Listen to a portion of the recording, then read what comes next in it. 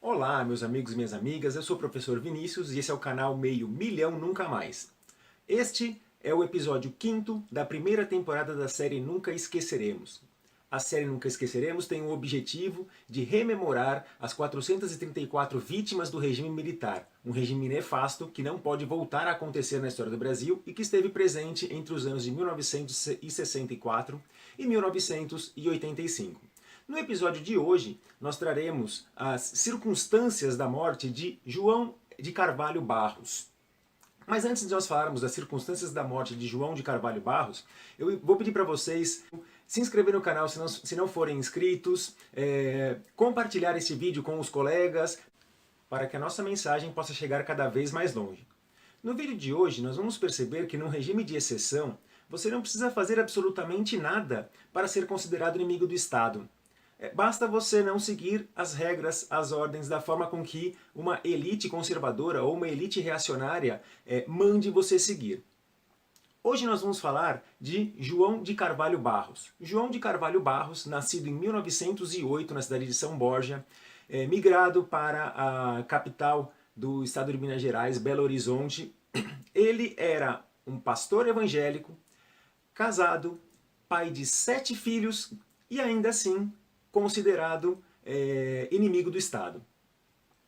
Por que um pastor evangélico, pai de 7 filhos, trabalhador, pode ser considerado inimigo do Estado?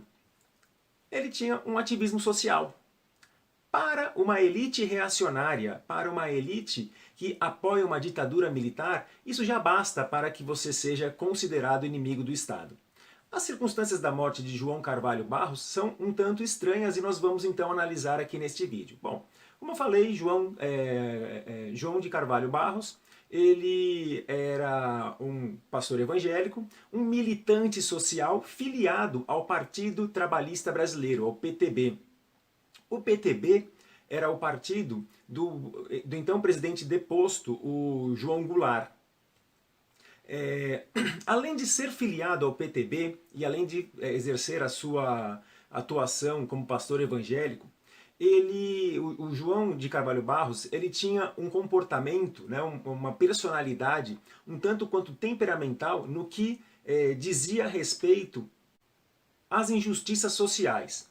Em manifestações, quando estudantes eram presos e eram agredidos, ele se colocava, né, diante dos policiais para evitar tal tipo de agressão. Quando eles eram encaminhados para a delegacia, ele mobilizava a sua comunidade para tentar libertá-los, uma vez que acreditava que aquilo se tratavam de prisões arbitrárias. De certa forma, isso era visto como uma atitude subversiva, e isso acabou chamando a atenção, não do Estado propriamente dito, mas de grupos que contemporaneamente chamamos de milícias, que viam nesta atitude do pastor algo perigoso ao regime que se instalara. Bom, vamos lá, o que aconteceu? No dia 2 de abril de 1964, depois de ter voltado de um culto evangélico da igreja da qual ele pertencia, depois de ter feito lá o seu cerimonial, ele voltou para casa por volta das 15 para as 9 da noite.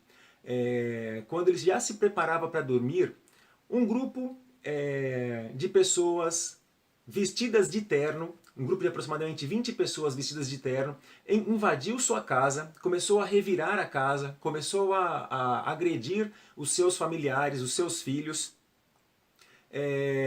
começaram a destruir, né, os seus pertences, e num dado momento, quando um dessas 20 pessoas foi agredir a sua esposa, ele entrou em luta corporal com um desses agentes, né, dessas pessoas.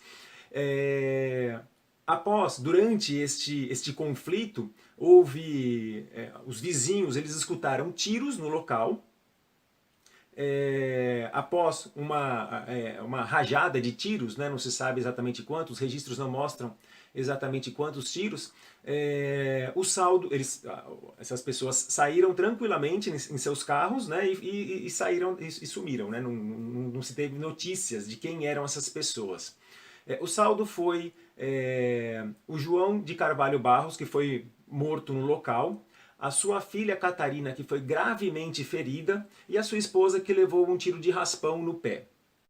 O fato que chamou a atenção neste ocorrido é que os vizinhos relataram, né, eles prestaram depoimento e relataram que as pessoas, né, que em torno de 20 indivíduos, eles se tratavam com algumas patentes, né? Então um chamava o outro de tenente, o outro chamava um de capitão, de major, né? Então, assim, é um pouco estranho essas situações, né? Logo em seguida, logo após o incidente, a Polícia Civil foi chamada, ela chegou ao local, providenciou a remoção do corpo do João de Carvalho para o IML e dos feridos para o Hospital João 23. Inclusive a Catarina, a filha, né, que sofreu, né, o ferimento à bala, ela foi submetida a uma cirurgia, uma intervenção cirúrgica, teve que extrair o intestino e o ovário. Este caso ele foi amplamente divulgado pela imprensa, só que as histórias elas eram totalmente contraditórias, né? Elas eram histórias sem pés nem cabeça, né? Que elas iam de briga de bar, né? Teria acontecido uma discussão num bar próximo da casa de João de Carvalho, até disputa pela liderança comunitária do bairro, uma vez que o João de Carvalho Barros também era líder comunitário. O jornal Diário da Tarde, de 7/4 de 1964, ele publicou uma matéria dizendo que o suspeito pelo assassinato era um membro do Partido Comunista, sempre, né, sempre jogando a culpa nas costas de comunistas, né, chamado José Nogueira Soares. E, segundo o relato do jornal Diário da Tarde, José Nogueira Soares havia sido preso, acusado pela participação neste crime na morte de João de Carvalho Barros. Acontece que, quando a Comissão da Verdade ela apura essa história, né, a Comissão de Mortos Desaparecidos da ditadura militar, ela começa a apurar essa história, percebe que essa chamada, né, essa matéria do Jornal da Tarde, ela está totalmente equivocada. Segundo o depoimento, foi encontrado o depoimento de Anésia Santos Pontinelli, que é a esposa de José Nogueira. Ela relatou em depoimento que no dia 31 de março de 1964, um incidente semelhante ao que aconteceu na casa de João de Carvalho Barros, aconteceu na casa dela.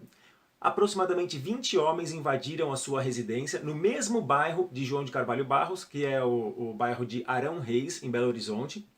Eles espancaram o José Nogueira Soares, revistaram armários, guarda-roupas, quebraram móveis, levaram pertences e levaram o José Nogueira Soares preso. Isso aconteceu dia 31 de março, né, de 1964.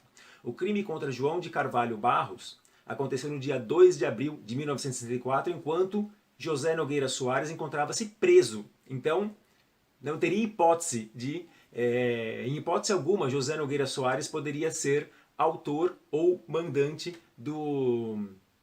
da morte de João de Carvalho Barros. Nessa situação, levantou-se a hipótese que ambos disputavam a liderança comunitária no bairro. José Nogueira Soares, embora fosse membro do Partido Comunista, ele não tinha essa pretensão de disputar a liderança no bairro, né? Eles nem se conheciam, né? Depois descobriu-se que José Nogueira Soares nunca fora processado por crime de assassinato. Aliás, ele não tinha nenhuma ficha corrida, ele foi preso também de forma ilegal. O que aconteceu após a morte de João de Carvalho Barros, do pastor João de Carvalho Barros?